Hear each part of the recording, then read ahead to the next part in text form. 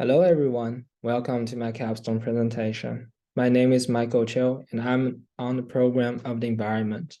My research title is Great Candidates for Future Sustainable Transportation.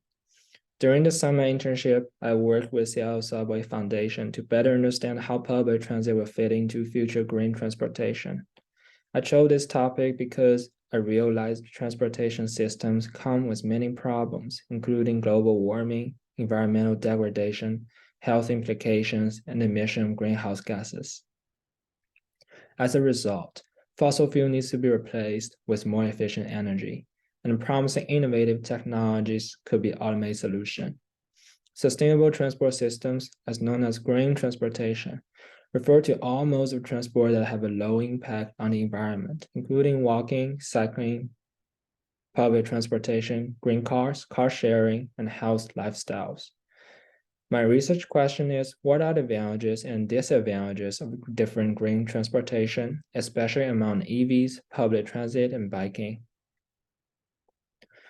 For my capstone, I worked with Seattle Subway Foundation. I helped compose parts of Aurora Environmental Impact Statement, which aimed to analyze the impact and income building a subway network in the Aurora area. Furthermore, Seattle Subway Foundation assisted me in collecting data on how the subway would be a great approach to building sustainable transportation. For example, 62% of greenhouse gases in Seattle come from vehicles alone. By collecting this data, they added persuasiveness to the residents of the greater Seattle area about the subway as green travel. My research method is by making and sending out an online survey. I conducted this survey by asking respondents to rank 4 types of green transportation. Respondents were found randomly through Ballard, Seaford Market, Alka Beach Pride outreach events. I've collected 71 valid responses, and the results are in Figure 2. It shows that people are more likely to use the EVs than public transport, walking, and biking based on their preferences. It shows some clues but can't be used for empirical evidence due to a lack of population quantity. In summary, I found that every type of green transportation has unique advantages. EVs produce zero tailpipe emissions and they don't emit noise, but production process and battery recycling methods harm the environment. When discussing environmental protection of electric vehicles, we should consider environmental ecology during driving and conversion primary energy into secondary energy, environmental pollution in the process.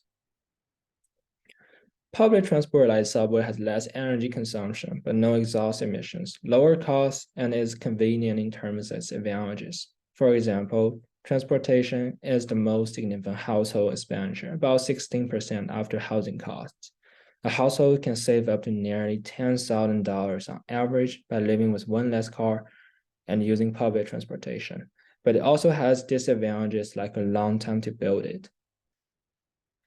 Moreover, biking has its advantages as it also releases zero emissions, and at the same time, it benefits people's physical health.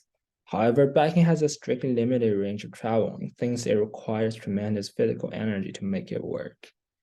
The weather conditions also make it less general.